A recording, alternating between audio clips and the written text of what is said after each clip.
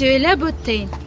C'est toi l'architecte de cet édifice qui est le corps humain et qui peut devenir objet ou sublime selon qu'il est dégradé par les passions viles ou sainement cultivé par l'effort. Nulle beauté n'existe sans équilibre et sans proportion, et tu es le maître incomparable de l'un et de l'autre, puisque tu engendres l'harmonie, tu rythmes les mouvements, tu rends la force gracieuse, et tu mets de la puissance dans ce qui est souple. Ce sont des paroles célèbres faisant partie de l'art de sport de l'historien pédagogue français Pierre de Coubertin, qui est connu dans le monde entier comme le rénovateur des Jeux olympiques. Un de ses souhaits était de combiner l'art et le sport, d'interdire l'art dans les Jeux olympiques. Ce fait peut être considéré comme une preuve que M. de Coubertin était fondé à supposer qu'il existe des liens entre le sport et l'art. Dans notre documentaire, on va répondre aux questions. S'il y a des points communs entre le sport et l'art, et si le sport est souvent reflété dans l'art, et vice-versa. Avant tout, il faut dire que le sport doit être envisagé comme producteur d'art et comme question d'art. Il produit de la beauté puisqu'il engendre l'athlète, qui est de la structure vivante. Il est occasion de beauté par les édifices qu'on lui consacre, les spectacles, les faits qu'il provoque. Pendant notre séjour à Paris, nous avons visité le musée de l'Orangerie. On va parler à ce sujet avec les spécialistes. Qu'en pensez-vous? Est-ce qu'il y a des points communs entre le sport et l'art? Oui, il y a certainement beaucoup de points communs. Il y a l'exercice d'abord, pratique, il faut beaucoup pratiquer. Et il faut beaucoup de discipline aussi. Donc d'abord l'exercice et ensuite on peut vraiment créer et inventer.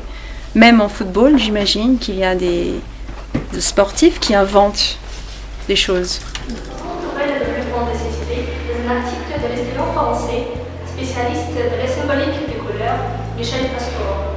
Le match de football est un rituel de la couleur.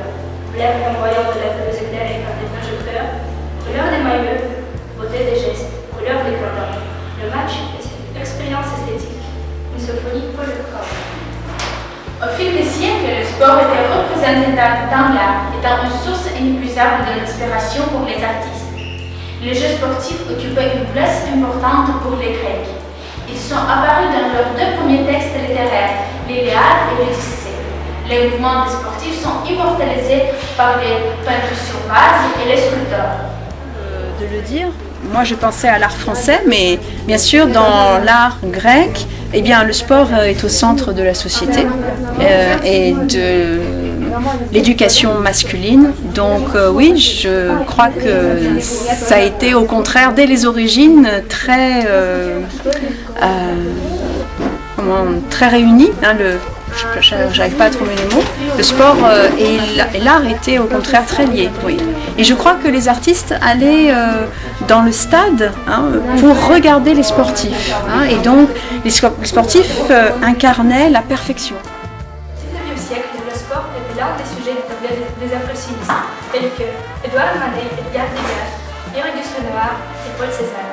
Je pense à Nicolas de Staël, c'est un peintre qui a représenté des footballeurs, ou bien Rousseau, nous avons vu Rousseau aujourd'hui, il a aussi montré des hommes jouant au ballon.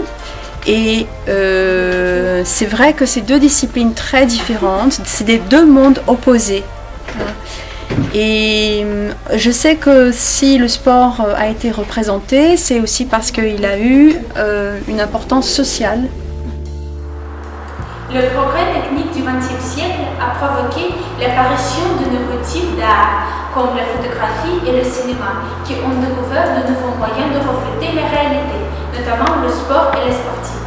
On a discuté ce thème avec le guide du musée d'art contemporain Centre Georges Pompidou à Paris. Qu'en pensez-vous? Est-ce qu'il y a les points communs entre l'art et le sport? Oui, il y a la question du mouvement. Et il y a eu notamment à l'origine du cinématographe des artistes, mais qui étaient en même temps, qui étaient plus peut-être même des scientifiques, qui étaient Marais en France, Muybridge aux États-Unis, qui ont travaillé sur la décomposition du mouvement. Il y a par exemple un artiste qui a filmé avec beaucoup de caméras un match de football où jouait un footballeur très connu en France, Zinedine Zidane, voilà. Mais on ne filmait que lui. on filmait tous ses gestes, etc. Et le film, évidemment, est un film sur Zidane, mais au cours d'un match de football. Mais le sport, il était aussi comme image à travers notamment les peintures de Fernand Léger, de l'allemand Beckmann, de Delaunay, etc. Et puis aussi de Dufy en France.